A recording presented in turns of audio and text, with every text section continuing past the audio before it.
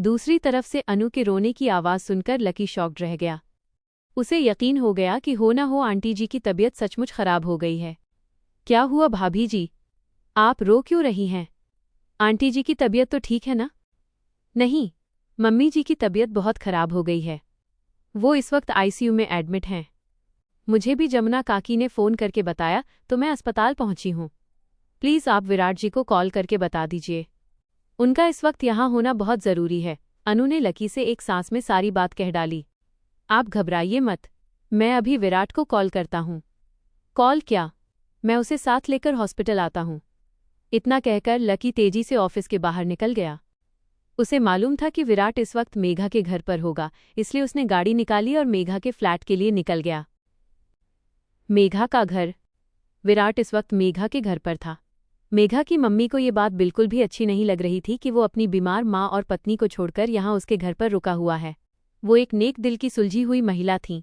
उन्होंने अपनी बेटी को समझाने की बहुत कोशिश की, लेकिन उनका समझाना कोई काम नहीं आया। विराट को अपने पास देखकर मेघा बहुत खुश थी। उसे अब अपने सारे सपने पूरे होते हुए नजर आ रहे थे। विराट ने अभी तक मेघा को ये बात नहीं बताई थी कि वो अपना सब कुछ छोड़कर उसके पास आया है। उसने सब कुछ छोड़ने का मतलब सुषमा जी और अनु से लिया था। उसे तो इस बात का अंदाज़ा भी नहीं था कि वो अपनी प्रॉपर्टी छोड़कर आया है। इस वक्त मेघा और विराट फ्लैट की बालकनी में बैठे हुए मौसम का आनंद लेते हुए बातें कर रहे थे। तभी मेघा की मम्मी उन दोनों के लिए कॉफ़ी लेकर आईं। थैंक यू आंटी जी, इस वक्त मुझे कॉफ़ी की ही तलब महसूस हो रही थी। इतना कहते हुए विराट ने उनके हाथों से कॉफ़ी का मग ले लिया। देखो बेटे, अगर तुम बुरा न मानो तो मैं तुमसे एक बात कहूँ। ओह श्योर आंटी, आपको परमिशन लेने की ज़रूरत नहीं है। मैं भला आपकी बातों का क्यों बुरा मानूंगा? विराट ने कॉफ़ी का एक लंबा घूंट भरते हुए कहा। दरअसल मैं ये कहना चाहती थी कि तुम्हारी मम्मी बीमार है और तुम्हारी पत्नी भी माँ बनने वाली है। ऐसी हालत में तुम उन दोनों को छोड़कर यहाँ पर हो, ये ठीक बात नहीं है। वे दोनों तुम्हारी जिम्मेदारी हैं। तुम भी कैसी बातें करती हो मम्मी? क्या तुम्हें ये बात मालूम नहीं कि विराट ने उस लड़की के साथ कॉन्ट्रैक्ट मैरिज की थी, इसलिए वो इसकी जिम्मेदारी नहीं है। और रहा सवाल आंटी जी का, तो उन्होंने अपने बेटे का साथ देने के बजाय उस 2 कौड़ी की लड़की का साथ दिया, जो कि गलत है। मेघा ने अपनी माँ की बात सुनकर नाराज़गी जाहिर करते हुए कहा। मैरिज चाहे जैसी भी हो, परंतु उन दोनों ने आपस में की तो है ना। विराट अपनी लायबिलिटी से भाग नहीं सकता। ये गलत है, मेघा की मम्मी ने उसे घूर कर देखते हुए कहा। ये सुनकर विराट ने एक गहरी सांस ली और बोला, मैं जानता हूं कि लोगों की नज़रों में मैं ही गलत रहूंगा, लेकिन मुझे उसकी कोई परवाह नहीं है। मैंने अनु के साथ कॉन्ट्रैक्ट मैरिज भी सिर्फ मेघा के लिए ही की थी। मैं इसी से प्यार करता हूँ। इसके प्यार के लिए मैंने रिश्ते नाते तो क्या, अपनी सारी प्रॉपर्टी पर भी ठोकर मार दी है। विराट ने अपनी बातों पर जोर डालते हुए कहा। इससे पहले कि मेघा की मम्मी कुछ कहती, विराट की बात सुनकर मेघा बुरी तरह चौंक गई। 1 मिनट विराट, अभी अभी क्या कहा तुमने? तुमने अपनी सारी प्रॉपर्टी पर लात मार दी है?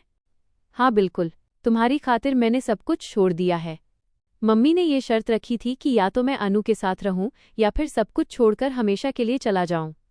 उन्होंने तो प्रॉपर्टी के पेपर भी तैयार करवा लिए थे और मैंने सिग्नेचर भी कर दिए हैं। मुझे तुम्हारे सिवा और कुछ नहीं चाहिए। विराट अपनी रौ में कहे जा रहा था, इस बात से बेखबर कि उसकी बात सुनकर मेघा के चेहरे का रंग उड़ चुका है। ये तुम क्या कह रहे हो विराट? क्या सचमुच तुमने उस प्रॉपर्टी के पेपर पर सिग्नेचर कर दिए हैं? अगर तुमने ऐसा किया है तो बहुत गलत किया है। ये तो सोचो कि अब क्या करोगे तुम? विराट की बात सुनकर मेघा ने अपना सिर पीटते हुए कहा। उसे इस वक्त बहुत गुस्सा आ रहा था। उसके सारे सपने टूटते हुए नजर आ रहे थे। तभी विराट की बात सुनकर उसकी तंद्रा टूटी। तुम मेरी चिंता क्यों करती हो मेघा? मुझमें इतना टैलेंट है कि मैं जब चाहूँ एक नया बिजनेस शुरू कर सकता हूँ। वैसे भी मैं अब यहाँ नहीं रहूँगा। हम दोनों अमेरिका में सेटल हो जाएंगे। क्या फालतू की बात कर रहे हो? कहाँ से बिजनेस शुरू करोगे तुम? पैसा है तुम्हारे पास में? जब तक इंसान के पास पैसा और पावर रहता है तभी तक उसका टैलेंट काम करता है, वरना सड़क पर तुम जैसे लाखों लोग घूम रहे हैं। और अमेरिका जाकर करोगे क्या? भीख मांगोगे या जूते पॉलिश करोगे? मेघा ने गुस्से में आकर चिल्लाते हुए कहा। उसके सब्र का बांध टूट गया था। प्रॉपर्टी के जाने की खबर सुनकर उसकी सारी खुशियां काफूर हो गई थीं। विराट मेघा की बात सुनकर हैरान था। तुम कैसी बातें कर रही हो मेघा? मैं भला भीख क्यों मांगूंगा और जूते क्यों पॉलिश करूंगा? मैं एक पढ़ा लिखा टैलेंटेड इंसान हूँ। अरे और कुछ नहीं तो हम दोनों मिलकर वहाँ एक अच्छी सी नौकरी करेंगे और वहाँ हंसी खुशी एक दूसरे के साथ जिंदगी बिताएंगे। क्या खाक हंसी खुशी जिंदगी बिताएंगे? क्या जरूरत थी तुम्हें उस प्रॉपर्टी के पेपर पर सिग्नेचर करने की? तुमने अपनी किस्मत पर खुद ही लात मारी है। अरे वैसे भी कुछ दिनों में तो तुम्हारी माँ मरने ही वाली थी। काश वो बुढ़िया पहले ही मर गई होती तो आज ये नौबत नहीं आती। मेघा ने अपना आपा खोते हुए जोर जोर से चिल्लाकर विराट से कहा। विराट तो उसकी बातों के साथ साथ उसके तेवर देखकर भी हैरान था। वो भले ही अपनी माँ से नाराज था, लेकिन मेघा के मुंह से अपनी माँ के लिए ऐसे शब्द सुनकर उसे बहुत बुरा लगा। उसने जोरों से चिल्लाकर मेघा को डांटा। Mind your language. तुम मेरी माँ के लिए ऐसा कैसे कह सकती हो? शायद तुम इस बात को भूल रही हो कि मैंने अनु के साथ शादी भी अपनी माँ की खुशी के लिए ही की थी। अगर तुम्हें अपनी माँ की खुशी का इतना ही ख्याल है तो यहाँ क्या कर रहे हो? तुम जैसे फटीचर आदमी के साथ शादी करके मैं अपनी जिंदगी नहीं बर्बाद कर सकती। तुम्हारे जैसे बेवकूफ़ इंसान के लिए वो 3rd क्लास लड़की अनु ही सही है, मेघा ने अपना आपा खोकर बुरी तरह चिल्लाते हुए कहा। न जाने क्यों मेघा की मम्मी को इन दोनों के झगड़े में भगवान का कुछ इशारा सा लगा। उन्होंने उन दोनों को रोकने की कोशिश बिल्कुल भी नहीं की, वो तो बस दूर खड़ी सब कुछ देख रही थीं। ठीक यही वक्त था जब लकी ने मेघा के फ्लैट की डोरबेल बजाई। मेघा की मम्मी ने जैसे ही दरवाज़ा खोला तो लकी को देखकर सवाल किया, तुम कौन हो? मैं लकी हूँ, विराट का दोस्त। मुझे इसी वक्त विराट से मिलना है। लकी ने मेघा की मम्मी से यह बात कही। तो बाहर क्यों खड़े हो? अंदर आओ, विराट अंदर ही है। इतना कहते हुए उन्होंने विराट को आवाज़ लगाई। विराट बेटे, देखो तुमसे मिलने कोई आया है। मेघा की मम्मी की बात सुनकर विराट जैसे ही बालकनी से अंदर आया तो लकी को घबराया हुआ देखकर वो भी टेंशन में आ गया। इससे पहले कि वो कुछ कहता, लकी तेजी से आगे बढ़ा और विराट के कंधे पर हाथ रखकर बोला, आंटी जी की हालत बहुत खराब है विराट, वो इस वक्त आईसीयू में एडमिट हैं, बहुत ही क्रिटिकल कंडीशन है उनकी, प्लीज़ जल्दी चलो। लकी ने विराट को देखकर घबराते हुए कहा। लकी की बात सुनकर विराट हैरान रह गया। उसे इस बात का जरा भी अंदेशा नहीं था कि 3-4 दिनों में ही उसकी मम्मी की ऐसी हालत हो जाएगी। लेकिन अनु कहाँ है? विराट ने गुस्से के साथ कहा। तुम्हारे जाने के बाद वो भी घर छोड़कर चली गई थी। उनके जाने के बाद ही आंटी जी की ऐसी हालत हो गई। फिलहाल वो आंटी जी के साथ अस्पताल में ही है, जल्दी करो यार, ये बातें करने का वक्त नहीं है। लकी ने इधर उधर देखते हुए विराट से कहा। उसे मेघा को देखकर बहुत गुस्सा आ रहा था। सोच क्या रहे हो बेटे, तुम्हें जल्द से जल्द अपनी माँ के पास जाना चाहिए। मेघा की माँ ने विराट के करीब आते हुए बड़े प्यार से कहा। उनकी बात सुनकर विराट ने ठंडी सांस ली और मेघा की तरफ देखा। उसे अभी भी ये उम्मीद थी कि अपनी माँ की बीमारी की बात सुनकर मेघा उसके साथ हॉस्पिटल चलेगी। उसने आशा भरी नज़रों से मेघा की तरफ देखा, लेकिन मेघा, उसने तो उपेक्षा और गुस्से के साथ अपना मुंह दूसरी तरफ घुमा लिया। उसके सर से प्यार का भूत उतर चुका था। मेघा के ऐसे व्यवहार को देखकर विराट का दिल टुकड़े टुकड़े हो गया। उसने एक नज़र उस पर डाली और बड़ी तेजी के साथ उसके फ्लैट से बाहर निकल गया। विराट को इस तरह जाता हुआ देखकर मेघा की माँ ने चैन की सांस ली। उनके होठों पर एक मीठी सी मुस्कान आ गई थी। हॉस्पिटल। विराट और लकी जब अस्पताल के आईसीयू के बाहर पहुंचे तो उन्होंने देखा अनु दीवार से सिर टिकाए सूनी सूनी आंखों से आईसीयू के दरवाजे की तरफ देख रही थी। रामशरण और जमुना भी उसके पास बैठे उसे दिलासा दे रहे थे। विराट को देखते ही उन दोनों के चेहरे पर चमक आ गई। अच्छा हुआ छोटे मालिक आप आ गए। हमने न जाने कितनी बार आपको फ़ोन लगाया लेकिन आपने फ़ोन नहीं उठाया। बड़ी मालकिन की हालत बहुत ख़राब है। मेरा फ़ोन साइलेंट मोड पर था इसलिए मुझे पता नहीं चला, लेकिन अब आप घबराइए मत काका, अब मैं आ गया हूँ, मम्मी को कुछ नहीं होगा। इतना कहते हुए विराट ने दरवाजे में लगे हुए शीशे से अंदर की तरफ झांक कर देखा। ये देखकर उसके दिल को बहुत चोट पहुंची कि आज उसकी वजह से ही उसकी माँ इस तरह मशीनों के बीच में जिंदगी के लिए लड़ रही है। उसने डॉक्टरों की परमिशन के बगैर ही आईसीयू का दरवाज़ा खोला और अपनी माँ के करीब जाकर खड़ा हो गया। सुषमा जी के दोनों हाथों में सलाइन लगी हुई थी, जिसके सहारे उनके शरीर में दवाइयाँ दी जा रही थीं। मुंह पर ऑक्सीजन का मास्क लगा था, जिसके सहारे वो सांस ले रही थीं। विराट ने सुषमा जी का हाथ अपने हाथों में लिया और धीरे से चूमते हुए बोला, मुझे माफ़ कर दीजिए मम्मी, मैंने आपका दिल दुखाया है। आज मेरी वजह से आपकी ऐसी हालत है। मैं आज आपसे वादा करता हूँ कि आपकी खुशी के लिए मैं कुछ भी करूँगा। बस आप एक बार ठीक हो जाइए। मुझे बस एक मौका दीजिए मम्मी, वरना अगर आपको कुछ हो गया तो शायद मैं भी जिंदा नहीं रहूँगा। इतना कहते हुए विराट सुषमा जी के पैरों पर अपना सर रखते हुए फूट फूट कर रोने लगा। ठीक यही वक्त था जब नर्स ने आईसीयू में एंटर किया। अरे अरे, ये आप क्या कर रहे हैं? आपको किसने परमिशन दी आईसीयू में आने की? क्या आपको पता नहीं है कि यहाँ किसी का आना अलाउ नहीं है? इतना कहते हुए उस नर्स ने बड़ी सख्ती के साथ विराट को बाहर जाने को कहा। जाने से पहले विराट ने एक बार फिर से सुषमा जी के करीब जाकर रोते हुए कहा, मैं वापस आ गया हूँ मम्मी, हमेशा के लिए। बस अब आप जल्दी से ठीक हो जाइए, वरना मैं भी जी नहीं पाऊंगा। यह आप क्या कर रहे हैं मिस्टर विराट? क्या आपने सुना नहीं? मैंने आपको बाहर जाने को कहा है। इतना कहते हुए सिस्टर ने विराट का हाथ पकड़ा और उसे आईसीयू के बाहर ले जाकर खड़ा कर दिया। विराट वहीं पास रखी कुर्सी पर बैठ गया। तभी उसकी नज़र अनु पर गई। वो अभी भी बड़ी खामोशी से शून्य में ताक रही थी। उसके गालों पर सूखे हुए आंसुओं के निशान इस बात के गवाह थे कि वो बहुत रोई है। न जाने आज कितने दिनों के बाद विराट ने अनु का चेहरा गौर से देखा था। हर समय फूलों के समान कोमल और मुस्कुराता हुआ अनु का चेहरा बिल्कुल मुरझा चुका था। न जाने क्यों उसकी हालत देखने के बावजूद विराट की इतनी हिम्मत नहीं हो रही थी कि वो अनु से कुछ कह सके। उसने पास खड़े लकी का हाथ कसकर पकड़ लिया। लकी भी उसकी फीलिंग को समझ रहा था, इसलिए उसने बगैर कुछ कहे उसके कंधे पर हाथ रखकर धीरे से दबा दिया, मानो कहना चाह रहा हो कि मैं तुम्हारे साथ हूँ।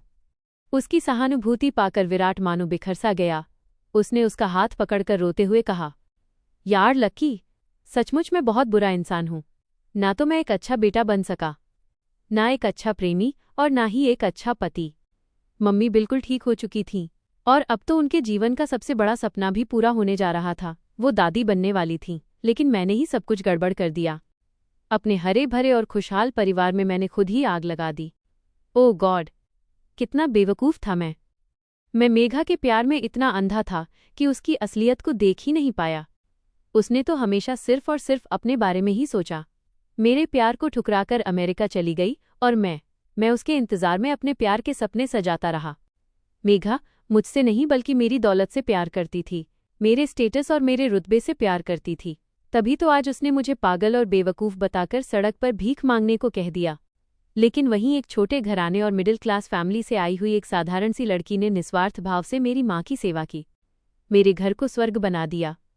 इतना ही नहीं, मेरे वहशीपन को भी प्यार का नाम देकर खुले दिल से स्वीकार किया। लेकिन मैंने क्या किया? मेघा के झूठे प्यार के चक्कर में मैंने सबको बहुत दुख दिए हैं। हे भगवान, बस एक बार मुझे माफ़ कर दीजिए और मुझे एक मौका दीजिए।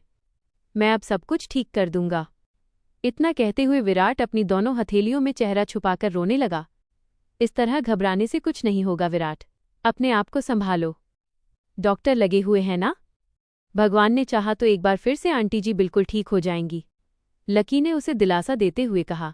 हालांकि मन ही मन वो भी घबरा रहा था। अनु अभी भी बिल्कुल खामोश किसी पत्थर की प्रतिमा के समान निष्पन्द बैठी हुई थी। वो भी खुद को ही सुषमा जी की तबीयत बिगड़ने का जिम्मेदार मान रही थी। वो अपने ख्यालों में इस तरह खोई थी कि उसके कानों तक विराट की कोई बात मानो जा ही नहीं रही थी। वहीं विराट के दिलो दिमाग में सवालों का बवंडर चल रहा था। उसकी आंखों से आंसू बहे जा रहे थे। ये वो वक्त था जब 4-5 डॉक्टर तेज-तेज कदमों से एक साथ आईसीयू में घुसे। ये देखकर सबके मन में और घबराहट होने लगी कि न जाने अब आगे क्या होगा। इस समय वहां पे पिन ड्रॉप साइलेंस बना हुआ था। आईसीयू के बाहर पिन ड्रॉप साइलेंस बना हुआ था। सारे लोग बुरी तरह घबराए हुए डॉक्टर की रिपोर्ट्स का इंतजार कर रहे थे।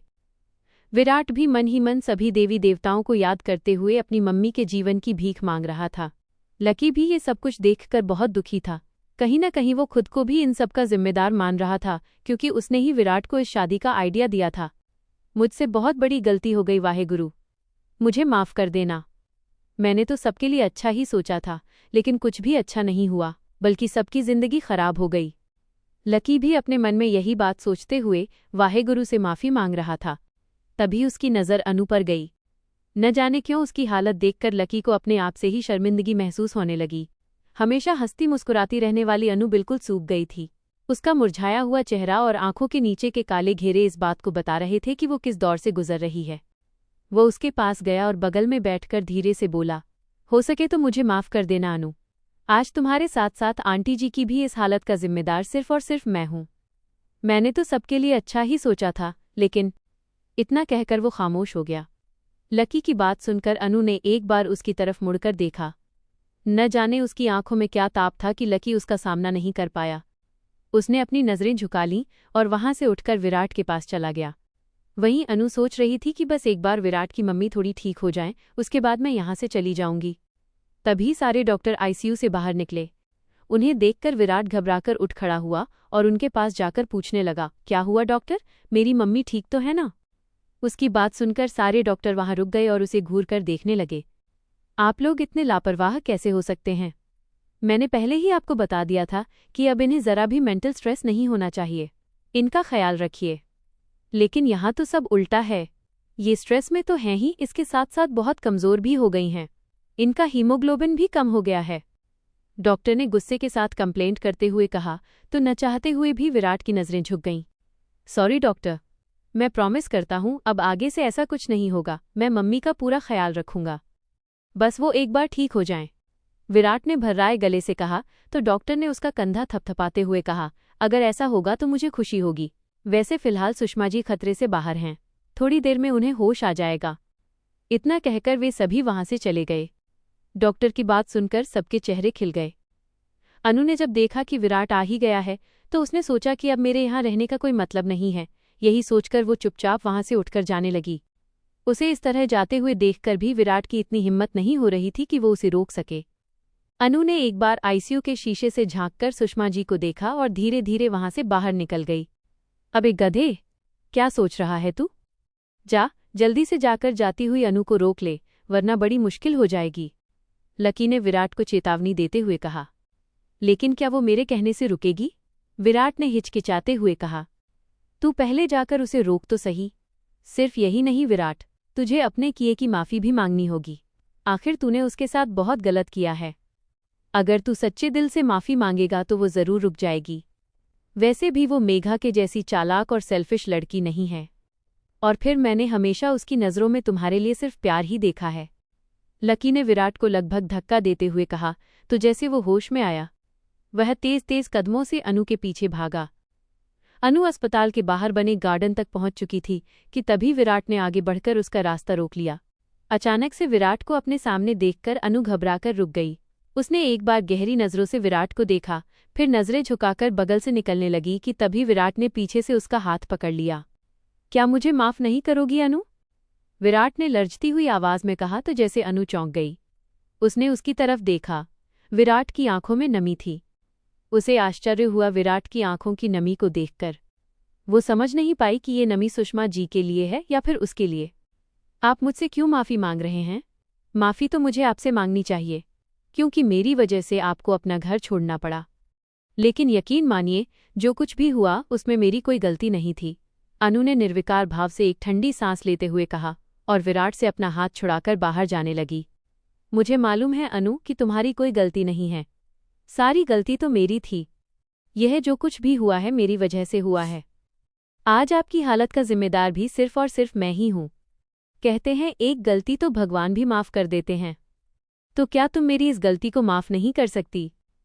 इतना कहते हुए विराट ने आगे बढ़कर अनु के दोनों हाथों को अपने हाथों में लेकर अपने सीने पर रख लिया। अनु हैरान थी। उसकी समझ में नहीं आ रहा था कि ये सब हो क्या रहा है। और हैरान भी क्यों नहीं होती, क्योंकि उसे तो ये बात बिल्कुल भी नहीं मालूम थी कि विराट मेघा का असली रंग देख चुका है और अब वो उसके साथ अपने सारे रिश्ते खत्म कर चुका है। वो विराट के सीने से अपने हाथ खींचती हुई हैरान होकर बोली, आप भला मुझसे क्यों माफ़ी मांग रहे हैं? अगर आपको माफ़ी ही मांगनी है तो मम्मी जी से मांगनी चाहिए। आपके ही व्यवहार के कारण वो आज फिर से बीमार होकर इस अस्पताल में पड़ी हैं। मम्मी से तो मैं माफ़ी मांग लूंगा अनु, लेकिन पहले तुम मुझे माफ़ कर दो, क्योंकि जब तक तुम मुझे माफ़ नहीं करोगी मुझे शांति नहीं मिलेगी। इतना कहते हुए विराट अनु के सामने घुटनों के बल बैठ गया था। उठिए विराट जी, भला ये क्या कर रहे हैं आप? देखिए सब लोग हमें ही देख रहे हैं। अनु ने विराट की बाँह पकड़कर उसे उठाने की कोशिश करते हुए कहा। तब तक लकी भी उसके पीछे आ चुका था। आप तो हम दोनों को ही माफ़ कर दीजिए अनु भाभी। लकी ने भी अपनी नज़रें झुकाते हुए कहा तो अनु और हैरान हो गई, क्योंकि आज से पहले लकी ने उसे कभी भी भाभी कहकर नहीं बुलाया था। हे भगवान, आखिर ये हो क्या रहा है? मन में यही सब कुछ सोचते हुए अनु कुछ कहने ही वाली थी कि तभी उसकी नज़र हॉस्पिटल के गेट की तरफ गई। उसने देखा अभी अभी आकर रुकने वाली कार से मेघा उतर रही थी। मेघा को देखते ही जैसे उसे एक बिजली का झटका सा लगा। उसके दिल से आवाज़ आई, तुम जो सोच रही हो ऐसा कुछ भी नहीं है अनु। विराट की नज़रों में तुम्हारे लिए प्यार नहीं बल्कि सिर्फ सहानुभूति है। वो सिर्फ और सिर्फ अपनी मम्मी की खातिर तुम्हें रोकना चाहता है। यही सोचते हुए वो एक झटके से मुड़ी और जाने लगी कि तभी पीछे से आवाज़ आई। पर तभी उसने देखा कि मेघा तेज तेज कदमों से जाकर विराट के बगल में खड़ी हो गई और बोली, सॉरी डार्लिंग, मुझे आने में थोड़ी देर हो गई और तुम उसे क्यों रोक रहे हो? जाती है तो जाने दो, वैसे भी अब हमारी जिंदगी में उसका क्या काम है? मेघा की बात सुनकर अनु की आंखों में आंसू आ गए। उसे इस बात का पूरा यकीन हो गया कि सचमुच विराट सिर्फ और सिर्फ अपने स्वार्थ के लिए ही उसे रोकना चाहता है। इससे पहले कि विराट फिर कुछ कहता, अनु बड़ी तेजी के साथ गेट के बाहर निकल गई। मेघा ने जब अनु को इस तरह जाते हुए देखा तो वह बहुत खुश हुई। उसने तुरंत अपना पैंतरा बदला। वो विराट का हाथ पकड़कर बोली, आई एम सॉरी विराट, उस समय मैं गुस्से में कुछ ज्यादा ही बोल गई। मुझे सिर्फ और सिर्फ तुम्हारा साथ चाहिए। बिल्कुल ठीक कहा था तुमने, हम दोनों मिलकर एक बार फिर से अपनी नई जिंदगी की शुरुआत करेंगे। शट अप, आई से shut up and get lost.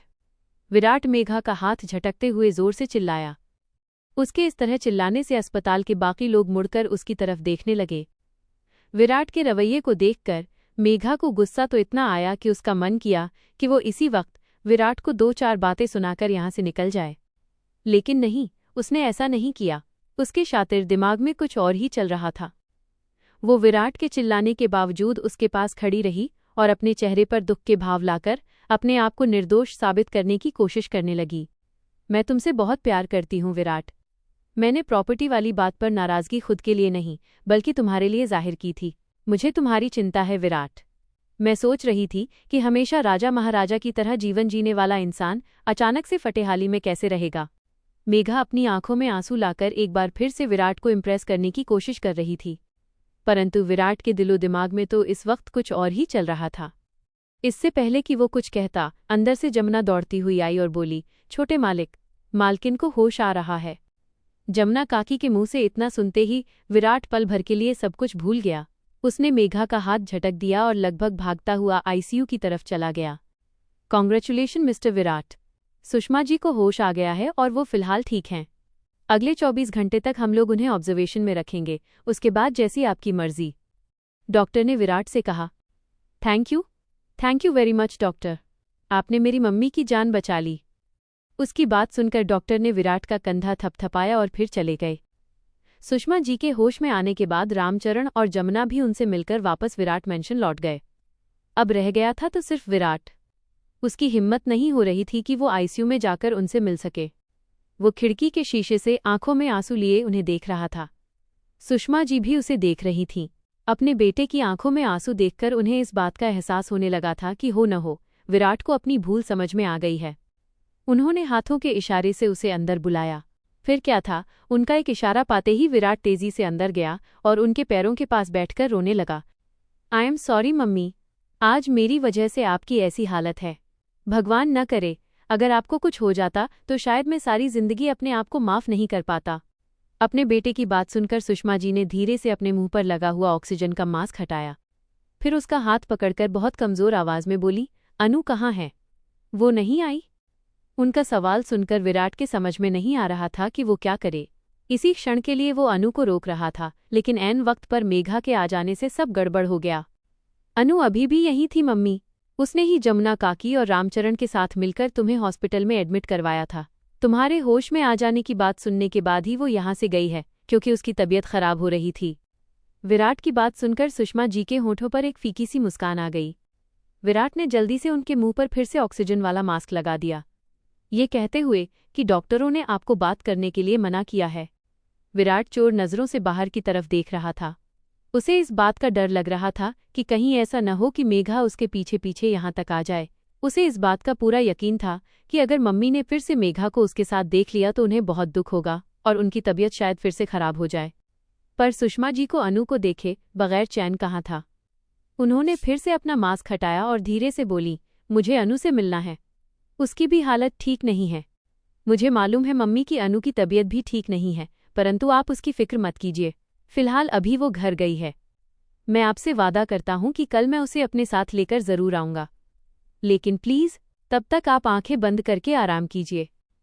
इतना कहते हुए विराट ने फिर से उनके मुंह पर ऑक्सीजन का मास्क लगा दिया और तेजी के साथ वो खुद भी आईसीयू से बाहर निकल गया। विराट जैसे ही बाहर निकला तो उसने देखा मेघा उसकी तरफ ही बढ़ी चली आ रही थी। विराट ने एक गहरी सांस लेते हुए मन ही मन कहा कि वो सही वक्त पर बाहर निकल आया, वरना पल भर की भी देर हो जाती तो मेघा आईसीयू में पहुंच जाती। आंटी जी की तबीयत अब कैसी है विराट? मैं उनसे मिलना चाहती हूँ, मेघा ने आत्मीयता दिखाते हुए कहा। मुझे लगता है कि शायद तुम्हें मेरी बात समझ में नहीं आई। मैंने तुमसे कहा ना कि मुझे तुमसे कोई मतलब नहीं है। तुम यहाँ से चली जाओ, हमारे रिश्ते खत्म हो चुके हैं। विराट ने मेघा को घूर कर देखते हुए गुस्से के साथ चिल्ला कर कहा। मेघा का बस चलता तो वो भी विराट को खरी खोटी सुनाकर वापस लौट आती, लेकिन उसे ये बात मालूम थी कि ऐसा करने के बाद सचमुच उसका रिश्ता हमेशा के लिए खत्म हो जाएगा। उसने देखा आसपास के लोग उसे ही देख रहे थे।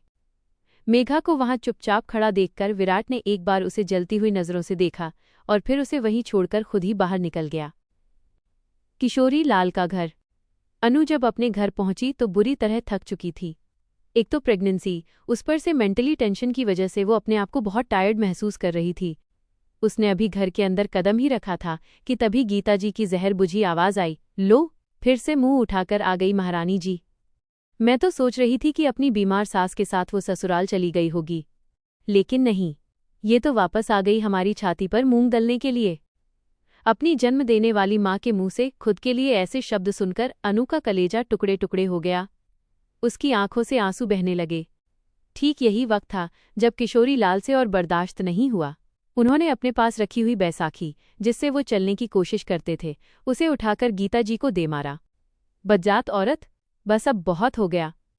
मुझे तो तुझे अपनी पत्नी कहते हुए भी शर्म आती है। अरे, तुम औरत नहीं डायन हो, डायन, जो अपने ही बच्चों को खा जाती है, जिसके वजह से तुम्हारे घर में खुशहाली आई है, जिसके कारण आज मैं जीवित हूँ। तुम्हारे बच्चे पढ़ाई कर रहे हैं, अपना रोजगार कर रहे हैं, उसी को तुम्हें बुरा भला कहते हुए जरा सी भी शर्म नहीं आती। इतना कहते कहते किशोरी लाल हाँफने लगे थे। और गीता जी, उन्हें तो अभी भी इस बात का यकीन नहीं हो रहा था कि उसकी एक आवाज पर चूहे की तरह बिल में दुबक जाने वाला उसका पति आज उस पर इस तरह चिल्ला रहा है। यही नहीं, अपनी बैसाखी से उस पर हाथ भी उठाया है। वैसे भी गीता जी कोई फिल्मों वाली खलनायिका तो थी नहीं कि फिल्म के अंत में पति ने 2-4 डंडे जमाए और वो अपनी गलती मानते हुए पति के पैरों पर गिरकर माफी मांगते हुए सुधर जाए। वो तो अपनी गलती मानने के बजाय उल्टे दुगनी तेजी के साथ अपने पति पर झपट पड़ी। मैं कहती हूँ, तुम्हारी हिम्मत कैसे हुई मुझ पर हाथ उठाने की?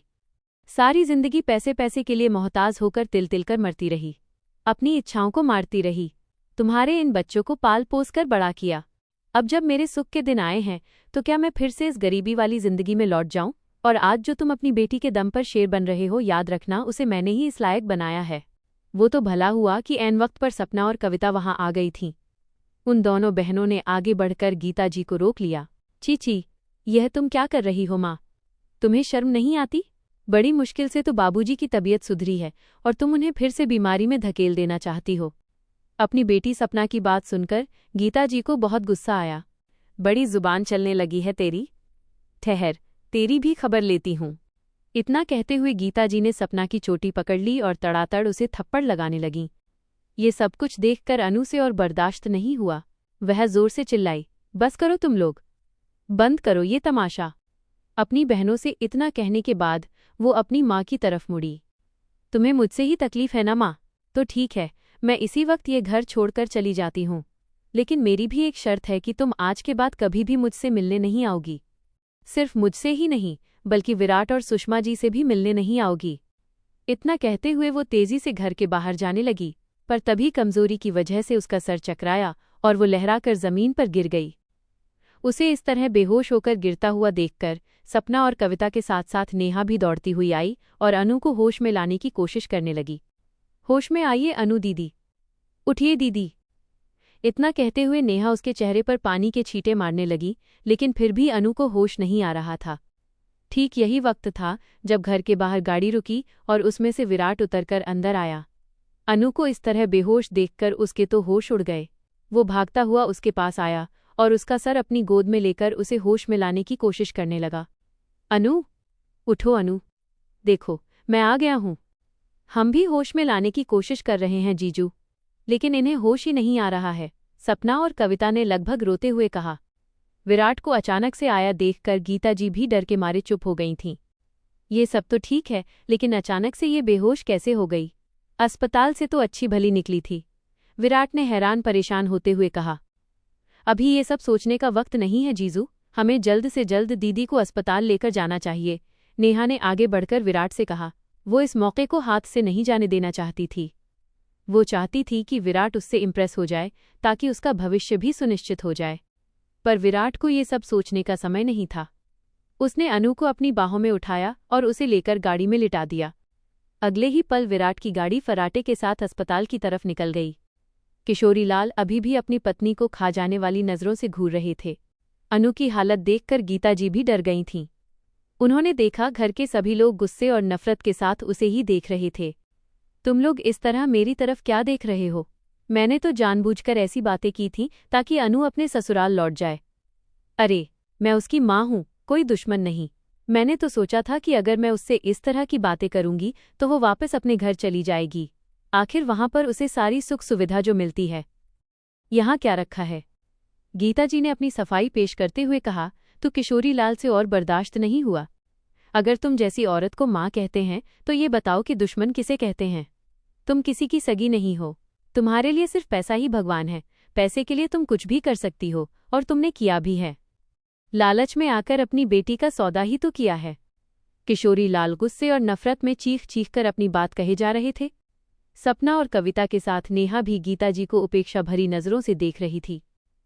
सबकी आंखों में अपने लिए नफरत के भाव देखकर गीताजी समझ गईं कि इस वक्त उनका चुप रहना ही सही है।